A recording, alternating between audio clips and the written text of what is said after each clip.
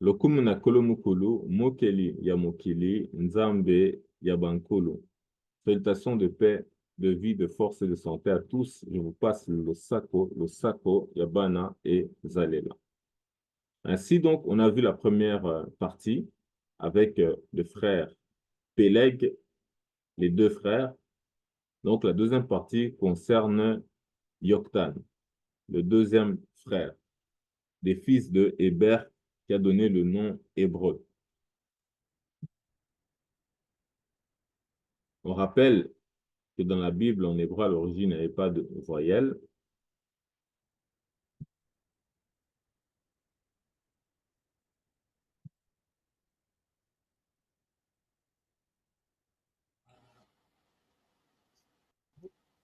Traditionnel, l'hébreu biblique n'a pas de voyelle. Parfait.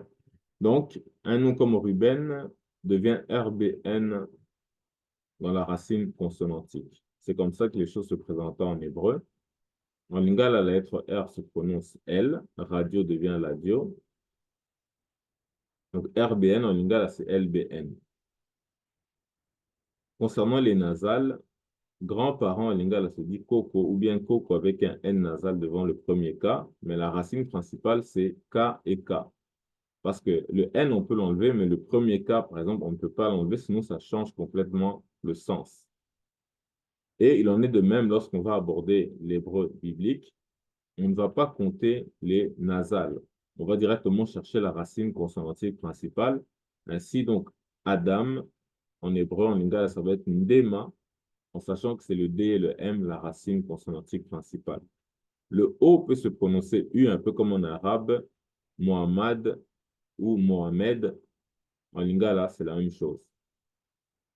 Le ND peut se prononcer L, ou bien le D peut devenir L en lingala. Ndaka devient Laka, Ndamu devient Lamu, Ndai devient Lai, etc. Le SH peut se prononcer S, très souvent, comme actuellement les Juifs disent souvent Ishmaël avec SH au lieu de Ismaël, Shalom au lieu de Salam, Shlomo au lieu de Salomon en lingala. La capitale du Congo s'appelle Kinshasa, mais on l'appelle aussi Kisasa. Donc, c'est la même chose, les deux sont corrects, mais nous, on utilisera plus souvent le son S. Enfin, en lingala, la plupart des verbes se terminent par A à l'infinitif. Donc, kanga, ça veut dire fermer. Mais lorsqu'on met un W devant le A, ça devient kangwa, qui veut dire ouvrir. Donc, c'est l'inverse de kanga, mais c'est le même mot exactement. Et kanga, avec le A, va se conjuguer en kangela, tandis que l'autre, il y aura un O à la place, donc ça devient kangola. Ceci étant dit, donc, on reprend notre sujet. Dans Genèse 10, 25, il est dit, Héber eut deux fils, l'un s'appelait Péleg, car à son époque, la population de la terre fut dispersée. Son frère s'appelait Yoktan. Déjà ici, il y a une chose qui est intéressante, c'est que on nous dit que c'est à cette époque-là que la terre fut dispersée, où la population de la terre a été dispersée, mais également la terre en tant que telle a été elle-même dispersée, ou séparée, ou bien divisée, puisqu'on a vu ça voulait dire aussi diviser ou découper. Et en réalité, si on met son frère à côté derrière, bah, c'est parce qu'en fait, son frère, c'est exactement le même sens. Donc, son frère, c'est Yoktan.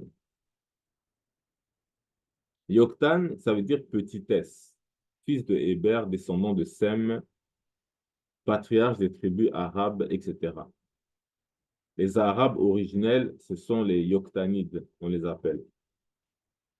Donc, Yoktan, ça vient de Katon. Et Katon, bon, parce ensuite il y a Katon qui vient de Katan, Katan qui vient de Kout. Donc, Yoktan, on a dit ça vient de Katon.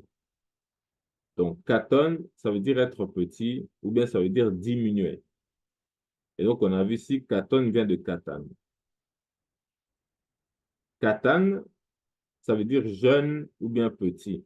Donc, vous vous souviendrez tout à l'heure que son frère Peleg, donc palanga en lingala, ça veut dire justement jeune, être non stabilisé qui se cherche en s'éparpillant, en se divisant, en se partageant, en allant un peu de tous les côtés comme une rivière.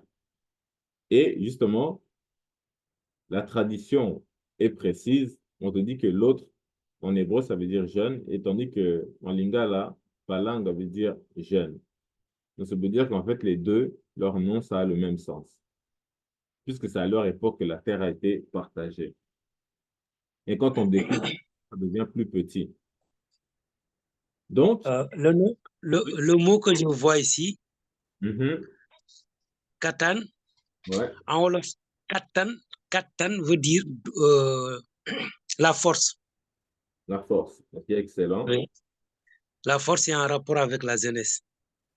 Tout à fait, excellent. Bien vu, en lingala, kota, ça veut dire aussi être fort. Oui, la force. Parfait. Maintenant, qui devient kotana ensuite. Excellent. Et donc, katan, ça veut dire, par exemple, moindre. Et ça vient de kout. Et kout, ça veut dire, par exemple, avoir du dégoût. En lingala, cracher ou bien vomir, c'est kotoa. Donc, c'est la même racine consonantique que kout, c'est-à-dire cracher ou bien vomir. Kotoa, kusanza, etc., c'est vomir. Donc, c'est quand tu es dégoûté, par exemple. Mais ce qui nous intéresse surtout, c'est par rapport au terme, si on voit bien, à kout, qui est là, kout correspond à lingala, kutoa, qui veut dire être diminué, être amenuisé. Et on le voit ici, kout veut dire peu. Donc, il devient plus petit. Et on a vu que katan, ça veut dire moindre. Et là, on voit que kutoa, comme on avait vu tout à l'heure en introduction des règles du lingala, kutoa veut dire être diminué. Ça veut dire, ça devient kutola avec le O, comme on a dit, quand ça se conjugue, ça devient kutola, qui veut dire diminuer, amoindrir. Et c'est là qu'on a katan, qui veut dire moindre. Et, Ça rejoint Soninké Koutou, qui est coupé. ah ouais? Waouh! Ouais. Tutu, en lingala, c'est kata. Donc, parfait. Donc, ça rejoint parfaitement. Donc, coutoir veut se dire aussi le mot de couper. D'ailleurs, le cutter, cut en anglais aussi, c'est aussi couper au passage. Maintenant que tu le dis, ça fait penser. Donc, katon, ça veut dire donc réduire ou bien diminuer.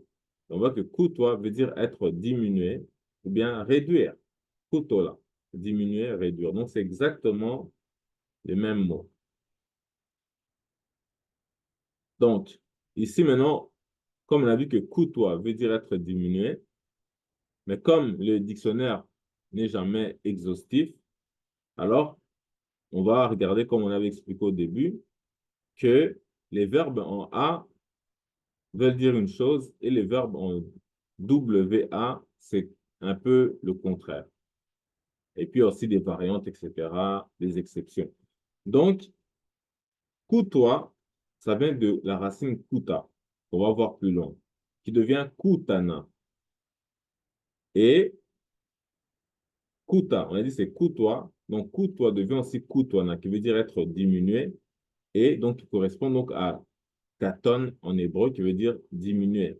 Mais comme c'est KTN, en lingala, on dira kutoana, qui veut dire donc être diminué, ou bien, voilà, c'est ça, donc être diminué, mais comme j'ai dit ici dans le dictionnaire, on l'a pas mis, on a mis pour le verbe principal, kuta, qui devient kutana. Mais kutoa, c'est exactement la même chose.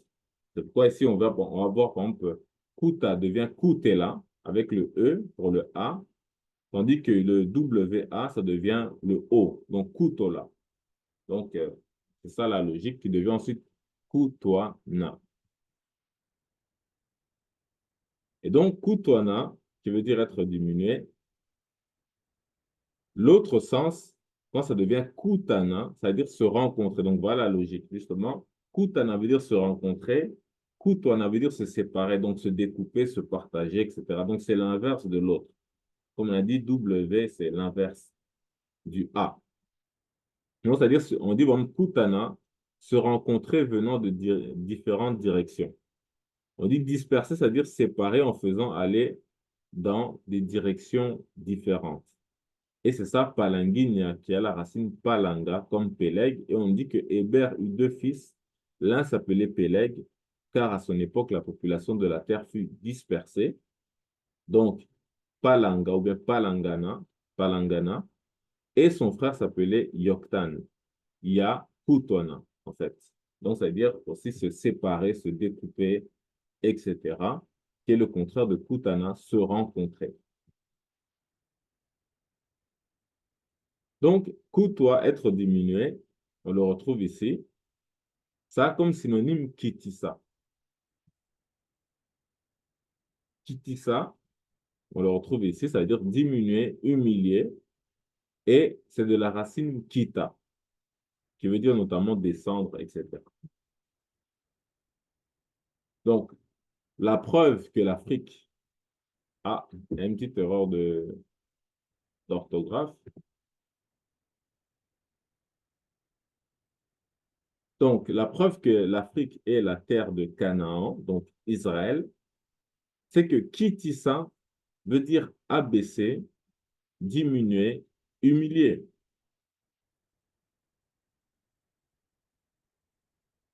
Et donc, Kitissa, abaisser, diminuer, humilier. En hébreu, Canaan, c'est-à-dire Canaan, la terre de Canaan, la terre d'Israël, ça veut dire la terre basse, ou bien ça veut dire marchand. Au passage, l'Afrique, quand on la retourne dans le bon sens, ça a la forme d'un pied. Les pieds marchent, même si on parle de marchand commerçant, mais ça vient du fait de marcher. Et on dit que c'est le quatrième fils de Cham, le père des Phéniciens, etc., qui peuplèrent la Palestine. Bref, ils vont simplement limiter ça à la Palestine actuelle. Maintenant, on dit que Canaan, ça vient de Cana. Prochainement, si on regardera le sens de Canaan plus en profondeur, mais c'est pour comprendre la logique. Donc, Canaan, ça vient de Cana. Cana veut dire quoi? Être humilié, rabaissé, amené en soumission, être sous le joug. Et on sait que le continent africain, même géographiquement parlant sur les cartes, il est mis en dessous, sous le poids de l'Europe, de l'Asie, etc. Et on sait que les Européens ont emmené les Africains sous le joug. Donc, c'est pourquoi quand on dit terre basse, en fait, ça ne veut pas dire que c'est une terre qui est en bas. C'est une terre qui a été mise en bas, qui a été humiliée, qui a été rabaissée, qui a été mise en soumission ou bien sous le joug. Et donc, c'est ça qui dit ça. En lingala, ça veut dire abaisser, diminuer, humilier. Et donc, kitissa, abaisser, diminuer, humilier. Donc, soit sous le poids de la dette qu'on impose par presque escroquerie de la part des institutions de Bretton Woods, Club de Paris, etc., Banque mondiale, etc. Donc, c'est un peu cette logique-là de l'Afrique qui est mise en bas sur une carte, qui est donc abaissée ou rabaissée, qui est humiliée, etc. Mais comme on a dit, on verra vraiment le sens de Canaan et on retrouvera en lingala les mêmes sens, donc abaissé, humilié, etc. Mais ici, on est dans Yoktan. Et on dit que c'est à ce moment-là que la terre a été partagée. Donc, on dit kiti, ça veut dire faire descendre ou abaisser. Ça vient de la racine kita, descendre. Mais ça a donné kiti, le siège. Et kitana, qui veut dire hériter. Donc, ce qui est intéressant ici, c'est que le sens humiliant du mot cache en fait le sens glorieux du mot. Comme on dit, comme Lunkis disait, donc celui qui va se rabaisser va être élevé et celui qui va s'élever va être rabaissé. Et aussi, les premiers seront les derniers seront les premiers, etc. Donc, kitana, on a dit ça veut dire hériter ou remplacer, mais kitana, remplacer, a comme synonyme kozalela, qui veut aussi dire hériter. Et kiti, c'est le siège, et ezalela, en lingala veut dire le siège, et qui est le nom de Israël. Puisqu'on a dit que Jacob, c'est lui qu'on appelle Israël, et c'est lui qui a pris la place de l'aîné. Donc, celui qui a été élevé alors qu'il était en bas, tandis que l'autre, Edom, a été rabaissé, il a été mis en bas. Et donc, c'est ça, cette logique qui est donc l'héritier. Effectivement, Jacobi, en devenant l'aîné, a reçu aussi l'héritage et la bénédiction, etc., de la part de son père. Donc, Kitana veut dire hériter, remplacer, qui a la même racine que Katon ou Katan, qui sont les noms de Yoktan. Et Yoktan, remarquez bien, il est celui qui est en deuxième position par rapport à Péleg. Et on sait que dans la Bible, c'est souvent celui qui est en dessous, le plus jeune, qui est l'héritier. On l'a vu avec Abraham, qui a eu 2 enfants, Ismaël et Ismaël et Isaac. C'est Isaac le plus jeune qui était l'héritier. On a vu avec Isaac, il a eu 2 enfants, Esau et Jacob, qui étaient des jumeaux. C'est Jacob l'héritier le plus bas. Ensuite, dans les enfants de Jacob, les 12 tribus, Joseph était longtemps le plus jeune, de loin derrière ses autres frères des 12 tribus. Ben, c'est Joseph qui était l'héritier. Entre Moïse et Aaron, c'était l'aîné, Moïse était plus jeune, mais c'est lui qui a été le chef, le libérateur d'Israël. Et on peut continuer comme ça avec Salomon, avec David, etc., Gédéon, souvent sur le plus jeune. Donc, Avec le Sénégal aussi, Ousmane Sonko et Diomaye Faye. Diomaye Faye est le plus jeune. voilà, exactement. Tout à fait, Matondo. D'ailleurs, seulement on avait noté cela aussi un peu dans la vidéo. Parfait, Matondo. Et donc, Katan ressemble surtout en lingala à katana. Donc, c'est quasiment le même mot en hébreu et en lingala. Katana veut dire être coupé. Je crois tout à l'heure quand le frère Guy avait dit, je crois, coute, quelque chose comme ça en soniqué ou, ouais, c'est ça? Quelque chose comme ça. C'était quoi le mot exact? C'était Koutou. Couteau, voilà. Donc, il avait dit, d'ailleurs, qui rappelle aussi le couteau. Donc, c'est Oui. de couper. L'arabe aussi. Kata, Donc, c'est presque pareil. C'est couteau. ça, c'est C'est quoi? coupé. L'arabe dit kata, Ah, ok, excellent. c'est Parfait, je couteau. connais pas. Ok, parfait. Matondo. Donc, en lingala, katana fait référence à katan en hébreu. Donc, katana veut dire être coupé. Ah, le frère Koka est arrivé.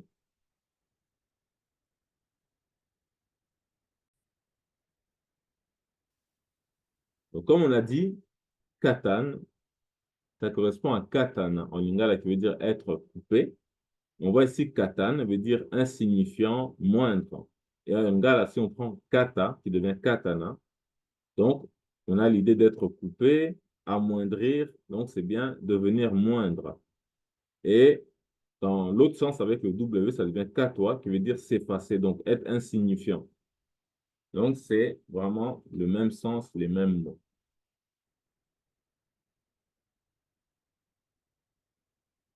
Et donc, katan, comme on l'a vu, c'est katana, qui veut dire être coupé.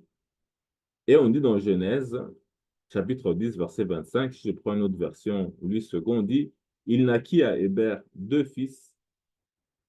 Le nom de l'un était Péleg, qu'on a vu donc Palanga, parce que de son temps, la terre fut partagée, donc découpée, et le nom de son frère était Yoktan.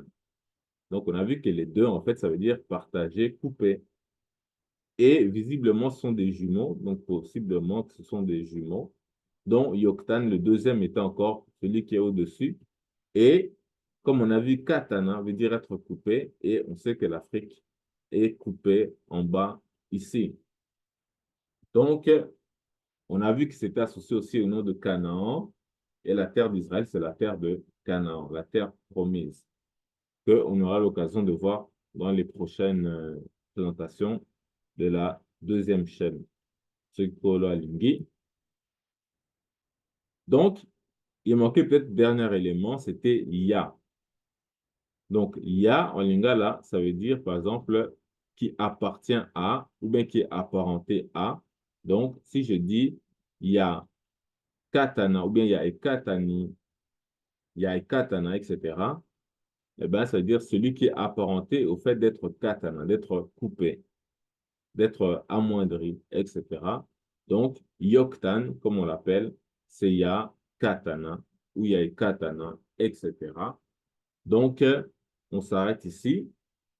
Avant de finir, est-ce que c'est clair pour tous ceux qui étaient là depuis le début?